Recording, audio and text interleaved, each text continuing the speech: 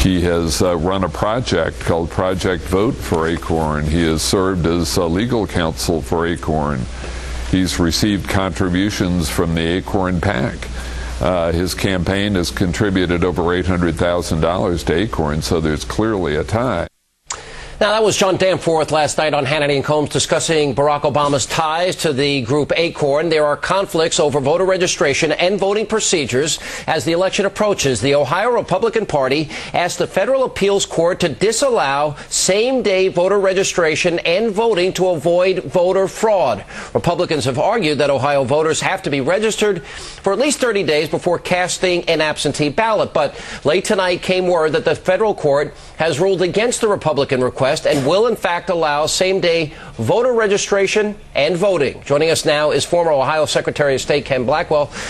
Ken, first of all, we know that Barack Obama not only represented legally this radical group, Acorn, a group that has been accused of fraud in how many states now, just this year alone, but also several. His campaign has paid $800,000 to this group. If you don't have the proper checks and balances, in other words, you can register and vote the same day, isn't this setting ourselves up for massive voter fraud and perhaps worse? Let me just alleviate some of your fears, Sean, by saying that they might register and vote on the same day, but those votes won't be counted until they're scrutinized on Election Day. Now, you paint an interesting and accurate picture of a disturbing pattern of associations. So now it's not just Acorn, it's Bill Ayers, and it is Saul Alinsky. And we're not out of the A's yet.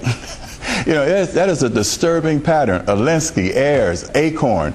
And here is a totally discredited organization that the Democrats in Congress were trying to funnel even more millions of dollars to.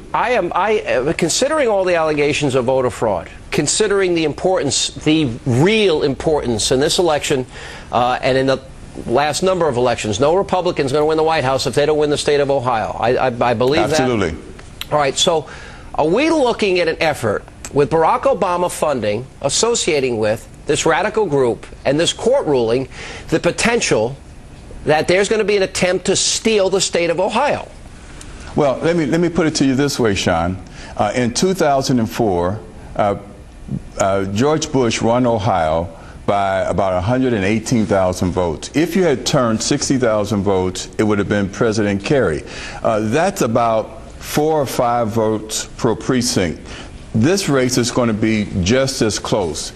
And one of the most deadliest crimes against democracy is voter fraud. Yeah. Here's an organization that has a history of voter fraud, and I think that what we're talking about is opening ourselves up to a vulnerability. It calls for eternal vigilance. And interestingly, the allegations come from all the swing states, I doubt by accident.